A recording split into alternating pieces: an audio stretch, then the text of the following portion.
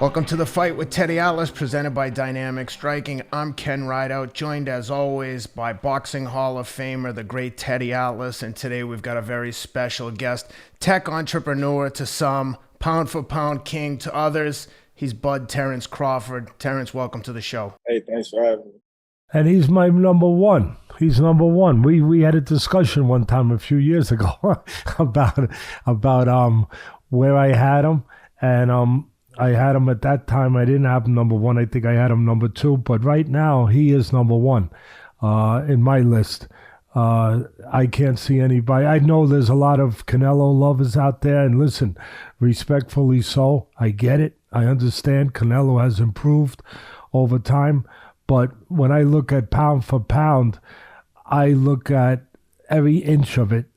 And as far as being able to fight inside, outside, make adaptations mentally together, the whole 9 yards, if you will, I just look at you as number one right now.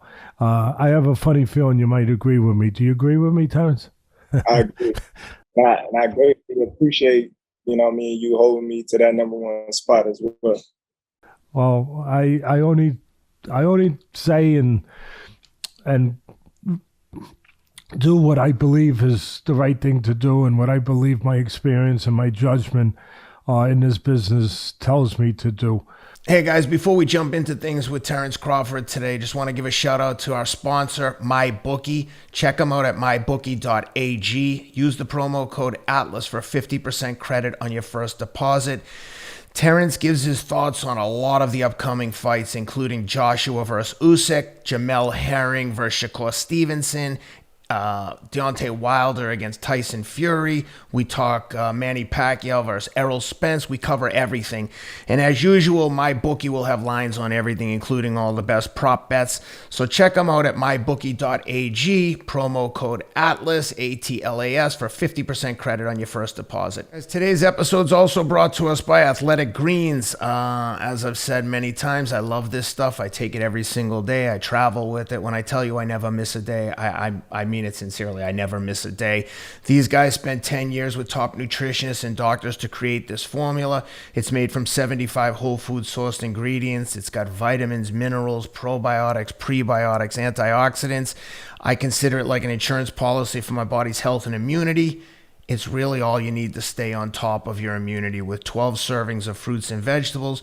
No need for any other multivitamins or anything else you might be taking. Athletic Greens has you covered. As a special offer to our listeners, Athletic Greens has given you 10 free travel packs with your first purchase.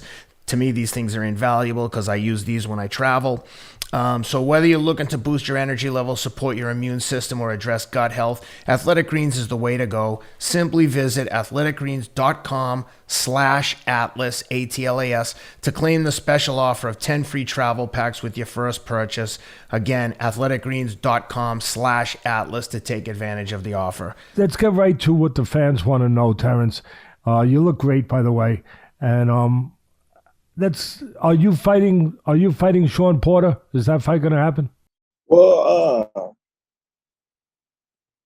yes. Okay. It's hard to say. It's hard to give an actual answer, being that there's no contract being signed. Top Rank and PBC haven't came to an agreement yet, so I guess it's going to go to a purse bid, and after a purse bid, then I guess it's going to get secure. But right now, technically, nothing's been signed, so I'm just waiting to get the information on the date. Just for the fans out there that are not familiar with, purse bid and what all those things mean, they had a period of time to try to get it done, and when that period of time passed, it now goes to a purse bid, and whichever promoter bids the most money, they will control the fight. Is that pretty fair to say? That's fair to say. Yeah. Okay. They still got a little more time left to actually get the fight done. They've given 30 days, so we're just waiting to see what's next. And that would be, there wouldn't be any fight before that, would there, Terence? Because there was a talk about an October 23rd date with Sepeda, with this one, with that one. All kinds of names were being thrown around. But if that fight's made, obviously that's going to be the fight, right? Yeah, this fight has been mandated from the WBO organization, and this is the fight that they put in front of me as a mandatory. So this is the fight that I have to fight. Are you happy about it? Of course. Of course. You want to fight the best. You want to fight the best.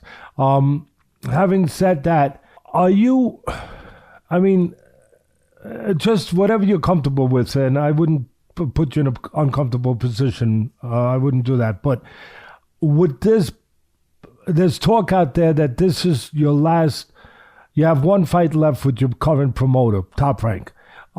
Is that accurate, that you have one fight left? That's accurate. Okay, and would you have to wait till you get past this fight to answer this question? But do you see yourself finishing your career with Top Rank? You know me, you never know what the future may hold. You know, right now I'm with Top Rank. That's my promoter. They've been promoting me most of my whole career, and you never know. Yeah, of course. Next stop, maybe a diplomat for you with that answer. That's pretty good. Hey, he's a smart man. What do you think he's so good in the ring?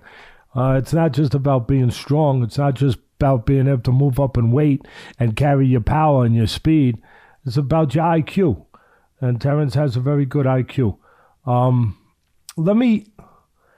With everything you've accomplished already, Terence, I mean, you've won 3 titles in 3 different weight classes.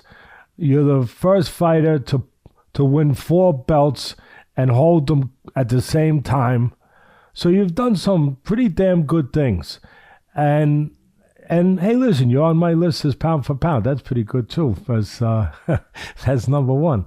Not everybody gets up there. So with all that, how does Terence Crawford feel that if you retired, let's just say, I know you have a lot of fights in front of you, I get it, but if you were to retire tomorrow, are you satisfied with your legacy? Or do you need those signature fights? You know, Ali had Frazier, Sugar Ray Leonard had Hearns and Duran and Hagler. Do you need that kind of fight to secure your legacy in your mind? Actually, no. You know, I feel like I did everything that I dreamed of. You know, my ultimate dream was to become a world champion. And I did that in 2014 against Ricky Burns. So I had put extra dreams on top of dreams on top of dreams. And after conquering my goals after goals after goals after goals, it feels like I was stagnant and, you know, shelved from fighting these other top fighters because I was such a threat. So what they did was they said, oh, no, we just going to weigh him out because he's not part of our side of. I never heard somebody say he's on the wrong side of the street until it came with Terence Crawford. So if I was to retire tomorrow, I'll be great and happy with my career because I've done a lot in the sport of boxing. And I'll fill one in for you, and I'm sure that this is it's probably at the forefront of your mind and your heart. You've taken care of your family. You have a beautiful family with 5 beautiful children, and you've done what 6. Right? Yeah, no, it's true, and you've done what every father wants to do. You've secured their future. For sure, and I did everything that I set my sights on doing, except for becoming undisputed in the welterweight division. How frustrating is it for you not to be able to get those signature fights? Because like you said, I mean, I think it's pretty well known that, you know, like you said, Terence is on the wrong side of the street from, let's face it, PBC has the majority of the other champions in the welterweight. But like Teddy said, most people have you as number 1, if not number 1 and 2 with Errol Spence.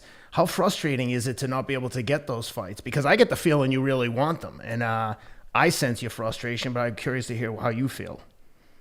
it's very frustrating at a point, but at another point, I know the business side. You know, they're not gonna let me come over there and be one of their champions just to take the belt back over the top rank. Just like top rank, not gonna let them come over there and be one of their champions and take it back to PBC if they had a whole stable of welterweights. So one part of me gets frustrated, but the other part of me say, okay, it's business. I understand it. So I just sit back and just fight the fights that's in front of me and keep looking spectacular and keep putting my stamp down as the best fighter in the world.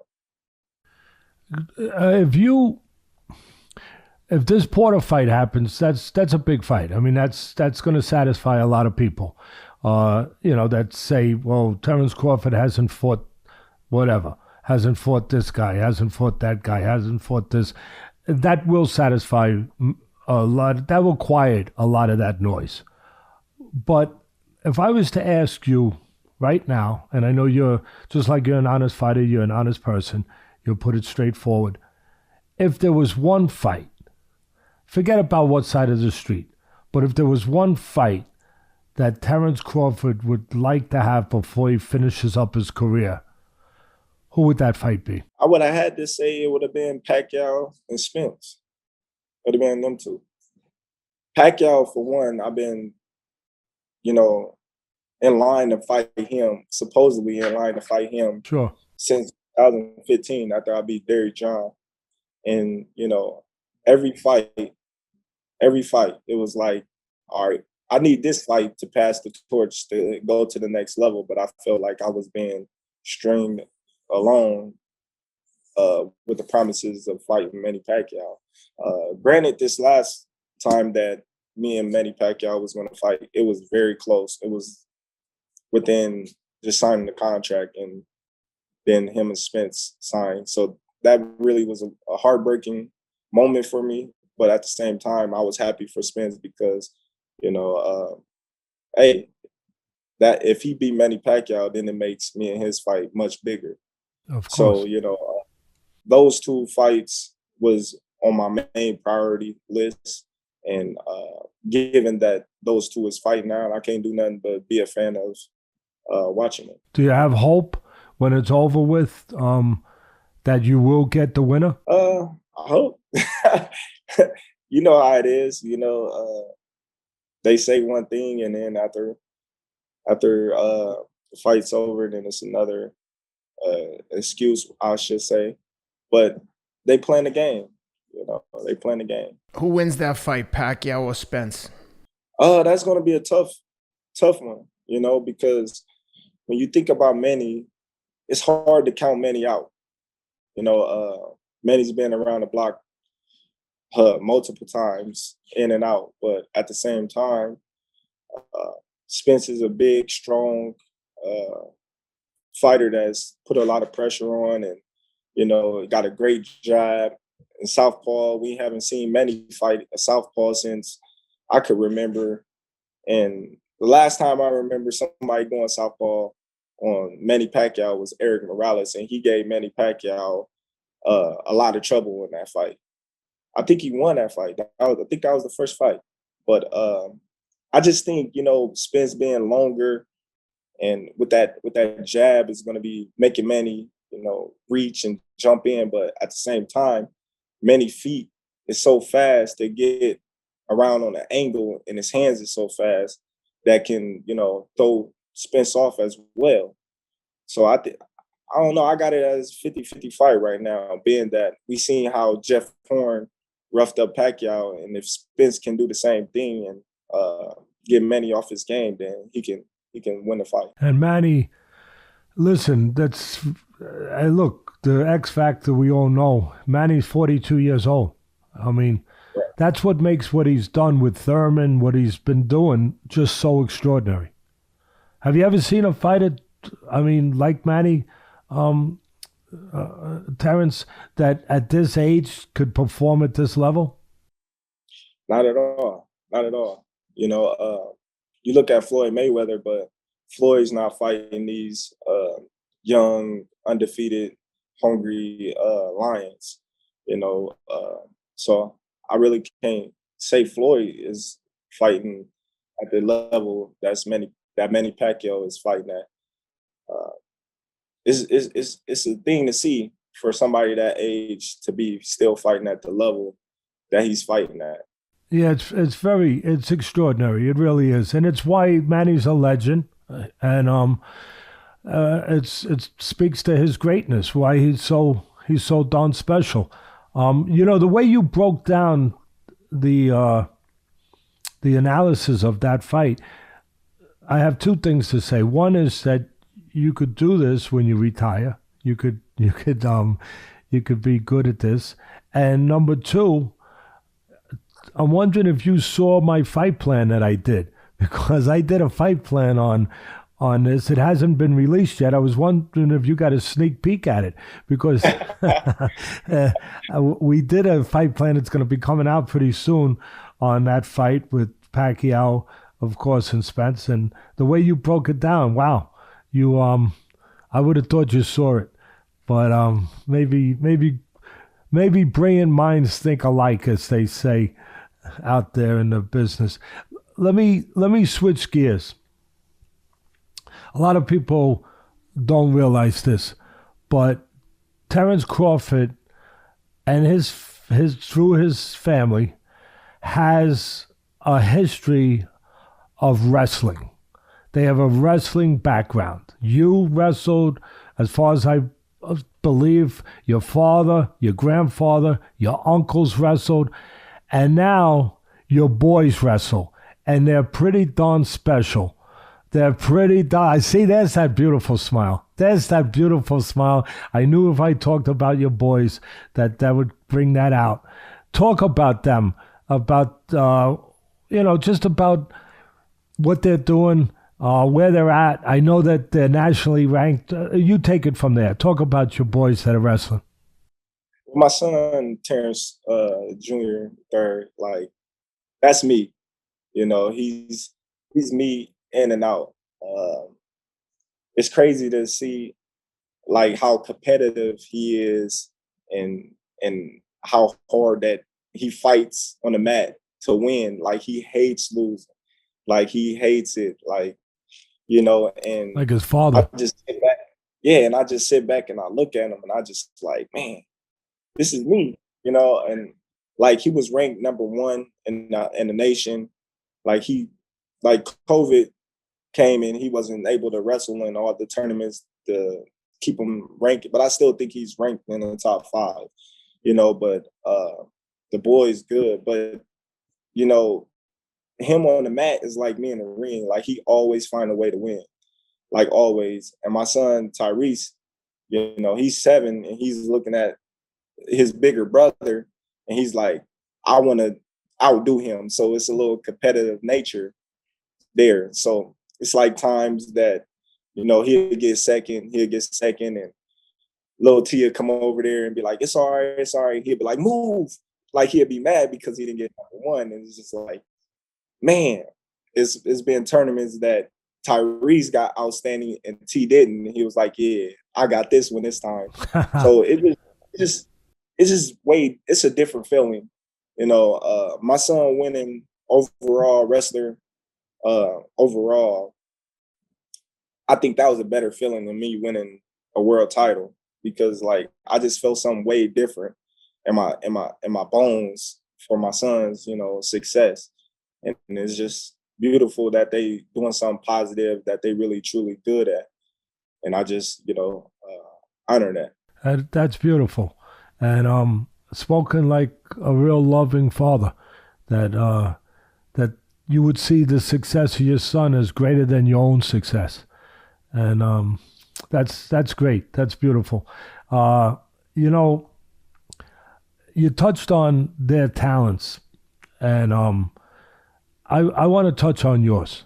I want to talk about something for me, from my perspective, that sets you aside from everybody else. Listen, I know you can fight. I said it earlier. You can fight inside. You could go get them if you have to. You can counterpunch. You have long reach. You carried your power up in the weight classes. You have a great IQ. You're technically so good. Your trainers do a tremendous job with that too.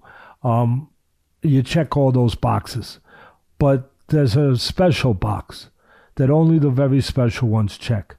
And I see that in you. I've talked to you about this before when we did that piece for ESPN a few years ago, that people should see it if they haven't seen it. It's out there somewhere. I'm sure you could Google it, but it was on ESPN where we broke down your early fights in your career. And I remember we went back on the film and we were breaking down the Gamboa fight, the Prescott fight that really was your first step-out fight, where people started to know about who you were at that level. And as I said, we broke it down. And during one of the sessions, as we're breaking it down in the gym for the camera crew there, I remember showing you something. And I said, I'm going to show you something that you did in this fight. I think it was the Gamboa fight. And it was spectacular. I mean, it really was very, listen, I just say what I believe, whether you're here, you're not here, whatever. And it was special.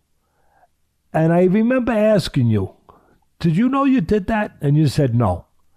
And and I said right there, I said, the real special ones, as my mentor Cusamato used to say, the real special ones make it up as they do it. It's called great special instincts.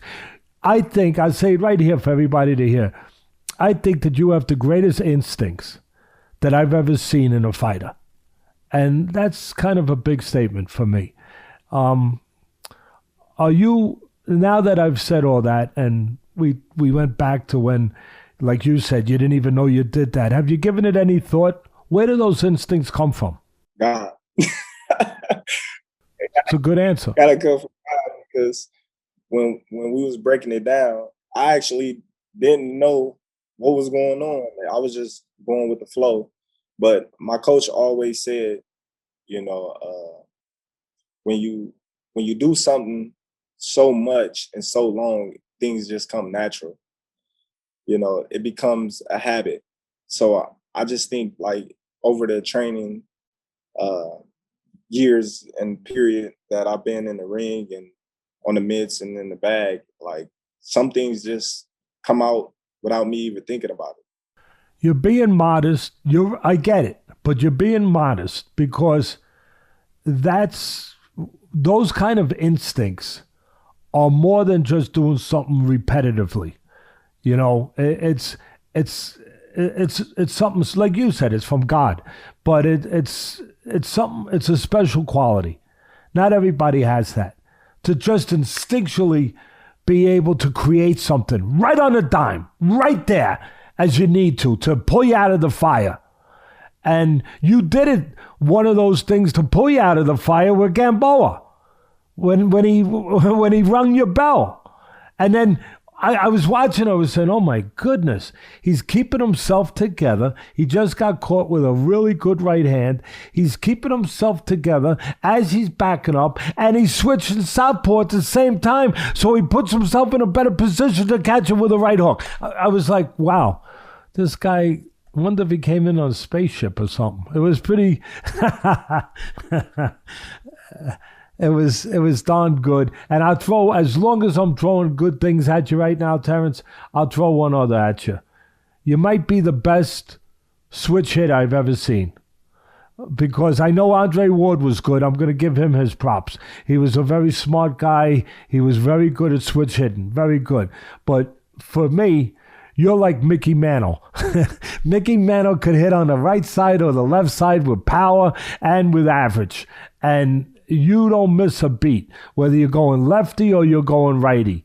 Where did that come from? Just picking it up early at an early, like, how old were you when you started doing that? I think when I came back to the gym in 2002, I was about 13. I just kept switching. When I started at 7, I just always worked the orthodox side because I'm right-handed. And, when I came back to the gym, it just was so natural. I just kept switching, and me and my coach, we'd get in arguments because he'll be like, then I tell you, stop switching. You don't even know how to perfect the one side correctly right. And you try to perfect another side. So in fights, I just switch out the blue and I win, and I'll be like, see, and then it becomes either you're gonna train me like this, or I'm gonna just keep switching. So it just was like, all right, well, you want to fight like that? Well, we're gonna train like that. So then we just started training both ways. I mean, you do it tremendous. Like I said, I've never seen anybody do it better. Gives you a great advantage over people. And let me ask you this question. It's going to sound like a silly question, but which side do you like better? Does it depend on the situation that's going on? Yeah, definitely. It always depends on the situation, because one moment I might be like, all right, I can get a better look in the orthodox, and then the next minute I'll be like, all right, well, they adjust to the orthodox stance. Let me switch to southpaw and give them a different look, and then see if I can get a different look on the opening that I can capitalize on. There's people that think, it's funny that you just said that you're naturally a righty, so you're naturally orthodox. There's people that think you're a southpaw. They do. Because, matter of fact, you're listed in BoxRec, I believe. You're listed as a southpaw. It's funny. I guess, and a lot of times you come out, what, I'm just curious, what decides for you which side you're going to come out on, lefty or righty? I don't know. Sometimes it's me and my coaches, we look at the caliber of fighter, and we see what, give them the most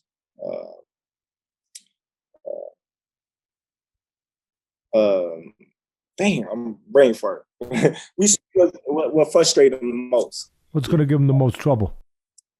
And like some southpaws, they're not used to fighting southpaws. So we be like, all right, well, we're going to go southpaw and make him fight another southpaw, because his last some odd fights he been fighting orthodox, so he probably used to fighting orthodox. So if we go southpaw, we may could throw him off. Let's just try this. Or most of the time we just be trying things, or we'll come up with a game plan, and then we'll just stick to that game plan and just stick to it. Just keep sticking to it, baby.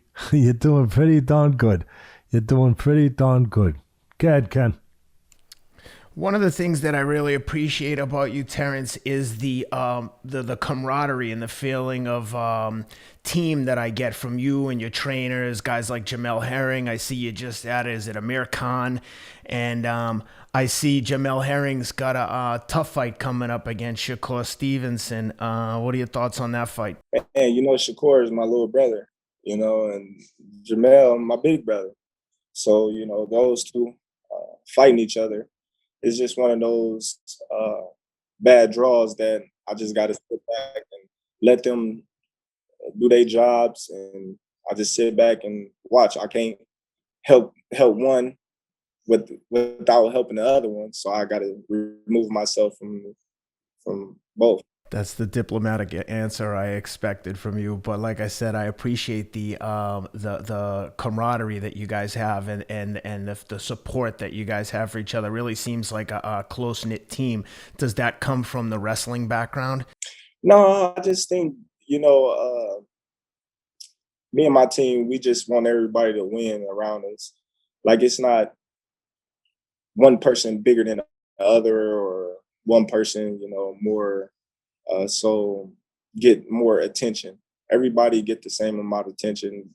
We all want each other to get better, and we all want each other to win. So we push each other in the runs. We push each other in strength and condition, swimming, sparring. So I think that will make us, a unique team, because, we got these world-class fighters that's training with each other, that's hungry and that's competitive, and we want to win in everything. So when we on our sprints, we'll push each other, and we'll see who can come in first in the sprints, or who can do the laps the fastest. So I think that just help us all out at the same time. Is there going to be extra competitiveness going on between you and Andre Ward in that fight with Shakur and Jamel? Because, of course, Andre Ward is the manager of Shakur. Nah, me and Andre Ward, man, it don't matter who fighting. We always competitive. You know, I always go up there and I go mess with him. You know, I got a lot of love for Dre, you know, and so every time I see him, I just got to thump shoulders with him. Well, you're both besides being great champions, you're both classy men. Appreciate it. Terence, let's talk about some of your interests outside of the boxing ring. I know that you have recently launched a tech startup helping athletes digitize or monetize their digital images using NFTs with your company Pixelbird. What can you tell us about Pixelbird? Well, Pixelbird is basically you take an athlete, you know, and you take back his digital likeness. You know, we don't really, you know what I mean, know too much about how our digital likeness is being sold or people using them with or without our permission. So why not take back our digital likeness and teach these individuals how to make, you know, money off of themselves, you know, and not only, you know, in the ring, but outside the ring as well. Have you created any NFTs of yourself? And for the fans who might not know, an NFT is a non-fungible token, trades on a blockchain similar to like a cryptocurrency. Do you have any NFTs, Terence Crawford NFTs? I know Francis Ngannou, the heavyweight champ in the UFC, had a beautiful one that they auctioned off. Is there a Terence Crawford NFT? Well, yeah, this company called Zilliqa, they had a NFT for me.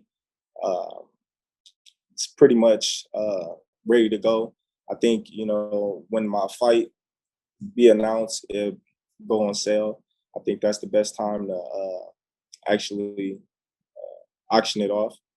And as well, it will be more NFTs coming in the near future. Cool. Who are some of the other sponsors that you're working with outside of the ring? Well, we working with Black Acid. We working with UFF Sports. I know you've just added Russie. I know you just added Russie Spillman, the great Russ Spillman, as a sports marketing or sports agent.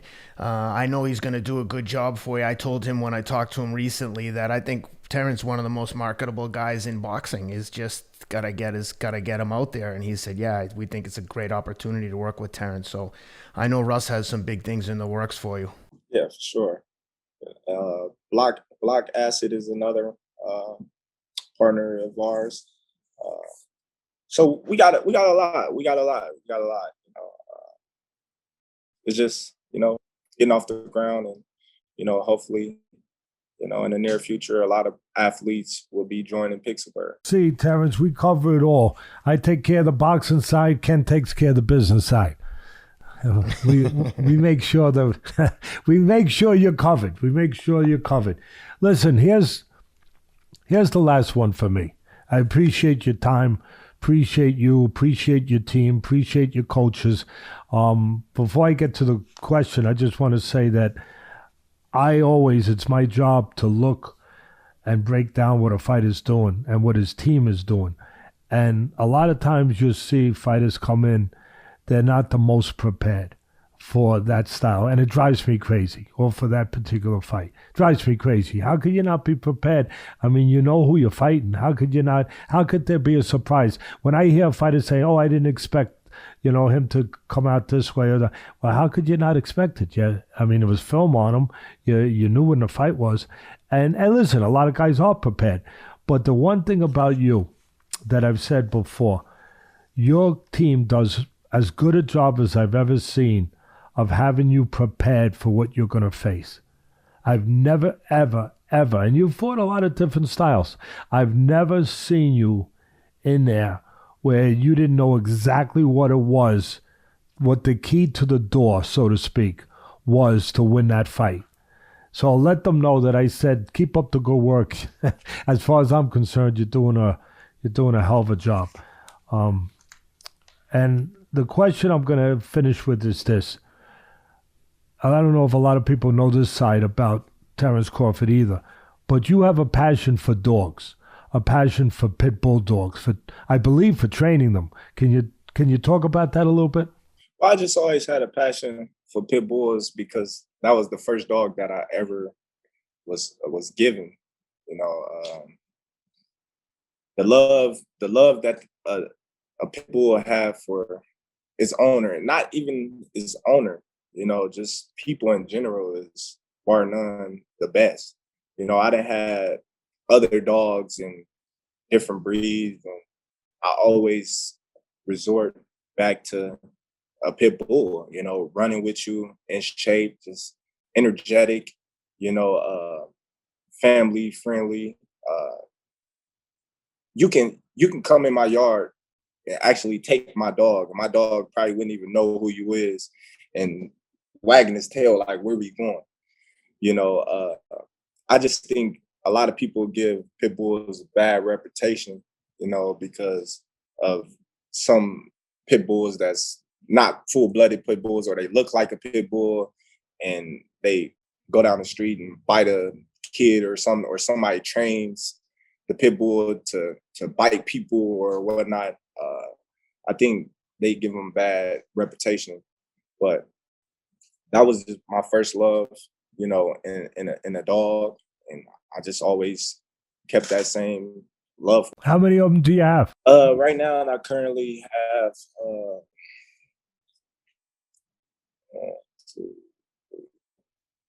a lot. Five. Wow. And do you? But I got 9 dogs. Wow. Wow. That's a lot of dogs. And do you train them? No, actually I don't train them because I don't be having time, but they train enough to where, you know, I can control them. I'm glad I asked you that question. I spoke on it not only to show that side. Obviously, you're an animal lover, but first of all, 2 things. One, people will say that's the right dog for Terence Crawford because you have a pit bull dog, you know. So it's the right image, just the right demeanor, if you will. But you also touched on something that I think is important for people to hear, that it's not really the dog, it's the owner that can make a dog bad. It's not the dog, because you touched on it. A lot of people just think pit bull dogs are mean, ornery, bad dogs, dangerous dogs, and you kind of dispelled that image just now. That if you have the right person with the dog can be like any other dog, a loving dog, a great pet. And again, I think there's a lot of people that did not know that about pit bull dogs. Yeah, man. That's with any dog. But I would say, you know, some pit bulls, you know, it's just in them, you know, because of how they was bred back in the days. You know, pit bulls was never bred to bite people. You know, they was bred to fight. Just like, you know, Dogo Argentinas was bred to hunt and fight as well in different countries. But you look at a pit bull, you know, it may go and try to attack a dog because that's what it was bred for. But afterwards, it'll come and lick on your baby or something, and you'll be like, dang, it's not the same dog, you know, and that's just how it is, you know. They lovable dogs, you know, they family dogs, and that's why, you know, you never see a pit bull being a guard dog. If you you ain't never seen a pit bull being a guard dog, because they never was bred to guard. To fight other dogs. Yeah, that's a good point. That's a good point. It's true. You know what? That's a heck of a point, because you see a German Shepherd, you see a Doberman Pinscher, you see a Rottweiler. Yeah, it's true. As a guard dog, but you really never do see a pit bull as a guard dog. You just have the image of them fighting other dogs. Yeah. I also don't imagine anyone coming over that big fence of yours in Omaha to take your dog and have him wag his tail. That's a big fence that you probably have around that house in Omaha. Now I got the Caucasian Shepherd. Now that's the guard dog. Now, he don't play. Yeah, really. How big is he? He probably every bit of 190. You need to put him on a diet. Sounds like a grizzly bear. He looked like one. They actually was bred to hunt bears and stuff like that in the Caucasus Mountains. Yeah. When you get a chance, look up Caucasian Shepherd. Really? All right. I'm going to have to ask Ken to do it for me because I don't know how to go on the internet. I'm a caveman when it comes to that, Terence. I don't know that. Teddy won't be bidding for your NFT unless he tells me what to bid for him. Yeah, I will. I'll send the bid in to Ken. Definitely. Hey, Terence, can I ask you one last question before we let you go? I would be remiss if I didn't ask. I think that Crawford Spence is the biggest fight. Maybe, I mean, the heavyweights get a lot of attention, but I think it's the biggest fight to make in boxing for a long time, probably with Mayweather, Pacquiao, like I said, outside of the heavyweights. Assuming you both win there, what do you think the chances are that we get that fight, you and Errol Spence? I don't know. If business is right, I think you can get that fight right after both of our fights if we both successful. From a fan's perspective, I just want to put this out there that to me, that's a 50-50 fight. Now, again, I'm sure your promoters will both feel different, but I would love to see you guys get together and say, look, let's just do a 50-50 with the rematch clause, 60-40 for the winner of the first one. Let's just get it on. I mean, how hard is it to get this kind of deal done? Well, you know, it's to me, it ain't nothing but a conversation, but behind closed doors is, you know, everybody feels that, you know, they deserve this and they deserve that. So that's where, you know, the feud begins. Well, you can let them know that we think it's 50-50 for the first one. Terence, since Ken touched on it, let me leave you with one last question. Who do you like in the Fury Wilder heavyweight fight, the trilogy? Man, it's so hard to bet against Fury, you know, with the skill set that he is and the elusiveness of his fighting style and how big he is. It's very hard, but you definitely can't count, you know, Wilder out with that dynamite in his right hand. You know, he's been looking tremendous in camp, but like we all know, you know, you can look good on the mitts and on the bag. It's how you perform in that ring. So I will lean a little bit more towards Fury, but at the same time, you can't count Joshua Wilder. Yeah, Wilder out. Yeah, of course. I mean, Joshua would know because you're right. There's three guys. There's Wilder, Fury, and Joshua. And Joshua would be the next guy if obviously whoever wins this fight, Joshua's the guy that's on the on-deck circle. Joshua got a tough fight in front of him. He does with Usyk, yes. Who do you like in that fight? That's a 50-50 fight. You know, Ugas is a tremendous talent. That's just going to be I agree. Listen, for me, if I had to say it real quick, Terence, Usyk knows how to win. That's a talent. That's a talent. A lot of guys outside our sport don't understand that. What do you mean, Teddy? He knows how to win. What about this? He knows how to win. He's always won. He won in the Olympics. He's won all the way through the cruiserweight, put all the titles together. He knows how to win. He's got that kind of mindset, that kind of confidence, that kind of belief. And he's got good legs. He's got good legs. He's the smaller guy. Everyone's saying, oh, he's too small. Well, Holyfield wasn't too small. When he went up there and introduced himself to some big guys, he wasn't too small. So I agree with you. That's a very interesting fight. Very, very interesting. Listen, Terence, thank you. Thank you for coming on, and good luck in the future. The best to you and your beautiful family, and just keep being the good human being that you are. Thank you. I appreciate it, all y'all. Take your time out and having me on your show. Thank you, Terence. Appreciate the time, man. Thank you. And thank you to your agent, Russ Spillman, for helping us coordinate. Take care.